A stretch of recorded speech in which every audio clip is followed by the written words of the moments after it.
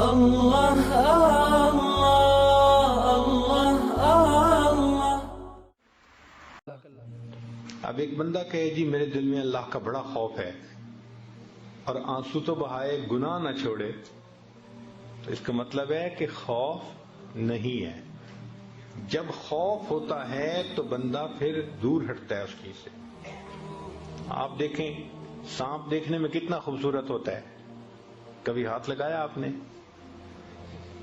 کہ جی کتنا بہترین ڈیزائن بنا ہوا ہے اور کتنی اس کی جو ہے نا ملائم سکن ہے، ذرا پکڑ کے تو دیکھو گے کتنا بھائی نا۔ ہم کیوں دور بھاگتے ہیں؟ ہمیں خوف ہوتا ہے، بجلی سے دور جاتے ہیں، سانپ سے دور بھاگتے ہیں، اس لیے کہ ہمیں خوف ہوتا ہے کہ نقصان ہوگا۔ اسی طرح جب دل میں اللہ کا خوف آ جائے تو بندہ گناہوں سے دور بھاگتا ہے، وہ سمجھتا ہے کہ اس سے میرا نقصان ہو جائے۔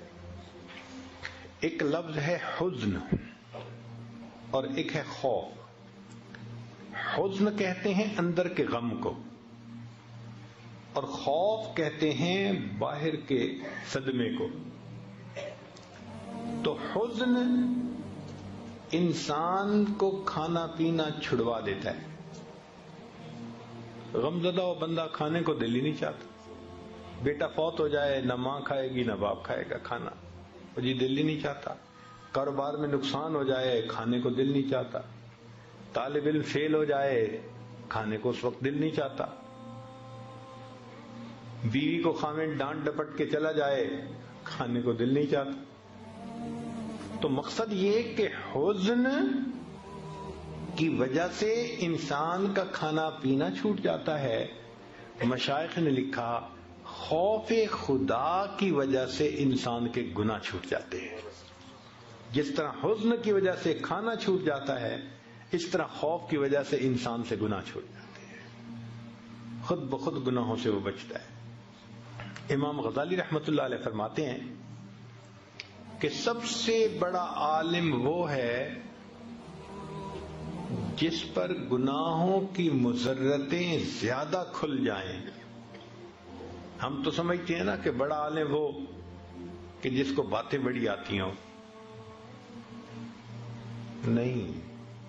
امام غزالی رحمۃ اللہ فرماتے ہیں کہ سب سے بڑا عالم وہ ہے جس پر گناہوں کے نقصانات زیادہ کھل جائیں۔ کیوں؟